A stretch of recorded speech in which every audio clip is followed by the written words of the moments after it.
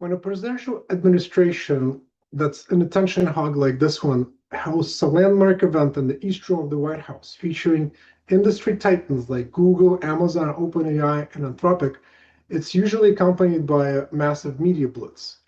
Yet last year's Make Health Tech Great Again initiative launched alongside Centers for Medicare and Medicaid Services quietly flew under the radar.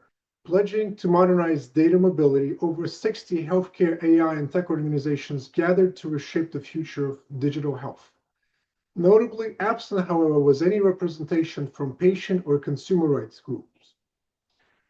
Over a year later, we find ourselves in an era marked by lawsuits like American Association for Disability Justice versus Epic Systems over thematic data fragmentation, and there is growing public outrage over the unauthorized monetization and re-identification of personal health records.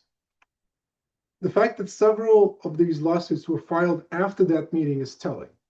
The meeting wasn't about empowering patients, it was ensuring that infrastructure was in place for corporate data monetization, laying a groundwork for a digital form of techno-feudalism where patients generate the value, but corporations reap the yield. Now, it would be great if the Wizard of Oz was able to make health tech great again for the United States, but it doesn't seem to have happened. So let's discuss the details of that meeting held on July 30th of last year.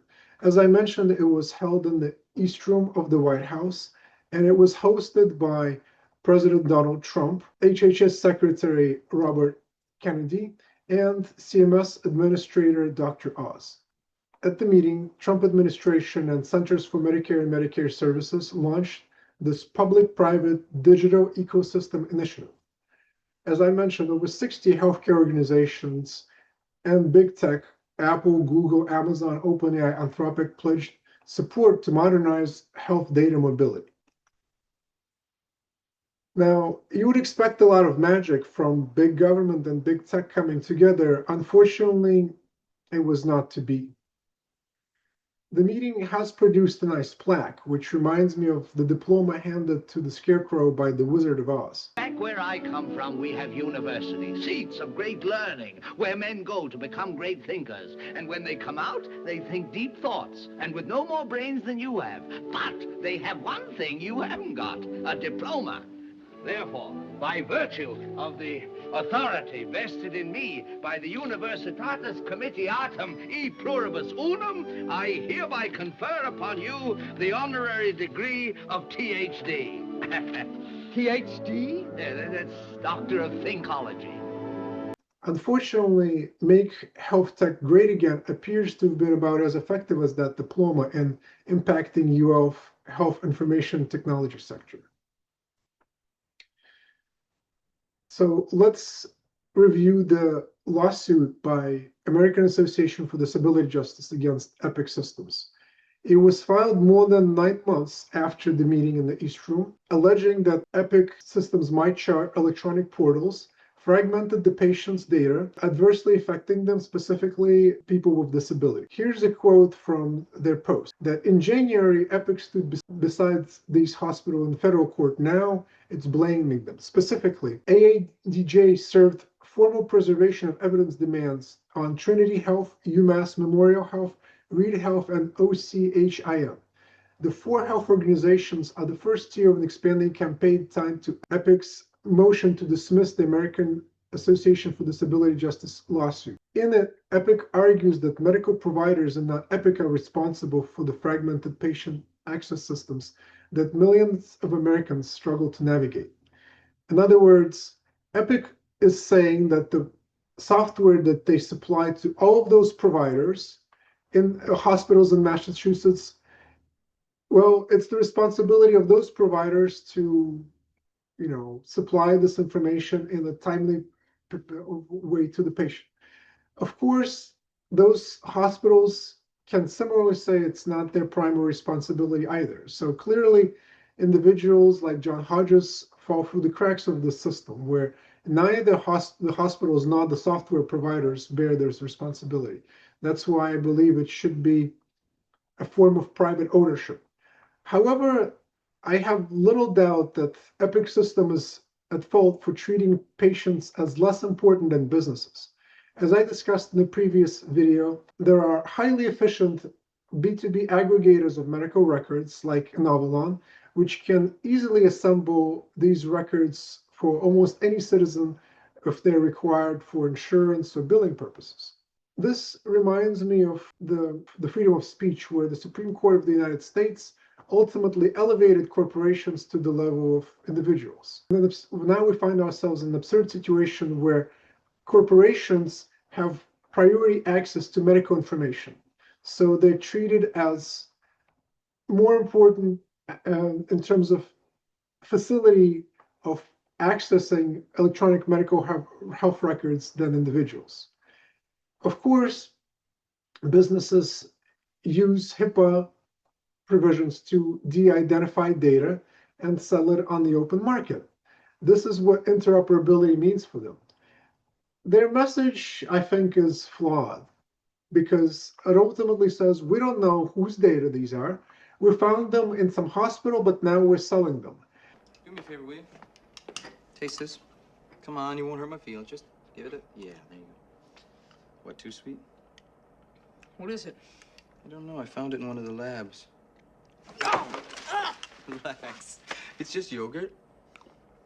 Not only is it not endearing to the patients, but also to the users, such as hospitals. This provides little confidence in timeliness or comprehensive nature of these records. It's definitely the Wild West of ownership of these medical data. And I'll discuss the alternatives later, including the federal legislation, which is unfortunately behind the curve. So states are largely taking the lead.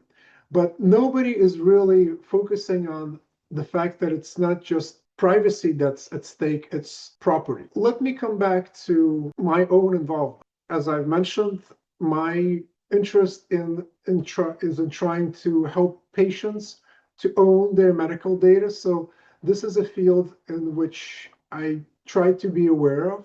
And indeed, I have filed a patent for this topic, which is hopefully now soon to be granted. It was filed in January of 2025.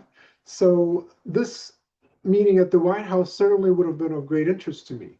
And I generally stay abreast of political and economic news coming out of the White House.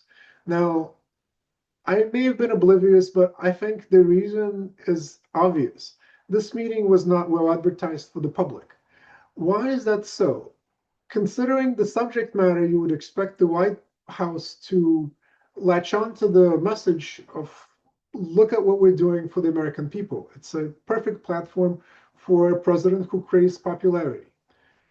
So I suspect it was not well publicized for a different reason. Imagine bringing together 60 leading health tech organizations, including big tech, big insurance, pharmacy providers, with the stated goal of increasing availability of personalized digital healthcare tools and not having any representatives of patient or consumer groups. So my explanation for this consistency is simple. It's not that it wasn't sufficiently newsworthy, it's that the goals are the opposite of what is stated. When big tech gathers without any representatives of the public to quote unquote pledge support to modernize their health data mobility, they're probably referring to moving the data out of your pocket into theirs. Modernization of medical data is already happening in this country, and it's a multi-billion-dollar business. And it's happening without your permission, and it is acceptable if your data is de-identified under HIPAA. And I'll explain this example very simply using this book by Mark Twain. This particular book was lovingly illustrated by Stephen Kellogg, and it would be, of course, impermissible for any third party to try to monetize this book without at least revenue sharing with those two authors. But under HIPAA, it's legal to do the equivalent of that with your medical data if it is first scrubbed of identifying personal information. Then it's no longer treated like protected health information, but is a book without a cover, written by nobody and illustrated by somebody. Now, your de-identified medical data has the same provenance and rights as a dollar bill lying in the street. Anyone who stoops to pick it up can consider themselves its rightful owners. It's basically finders keepers. Well, not exactly. Obviously, they don't own your data. They scrub it of ID and sell it for profit. But you can see that it's a distinction without a difference. And we would not accept such thievery for any type of physical property. But because this property is digital and is currently in the legal gray area, it's possible to have your cake and eat it too. Your data are monetized behind your back, but you can still theoretically access them. Now, I have reported on several ongoing lawsuits related to personal medical data being monetized in this way. Now, I have a question. Do you think this gathering of big tech, AI, major electronic health record providers, pharmacies, insurers, supposedly to help the patient, is neglecting to invite any of their representatives, or is this a power grab hoping to monetize people's medical data? Leave your comments below.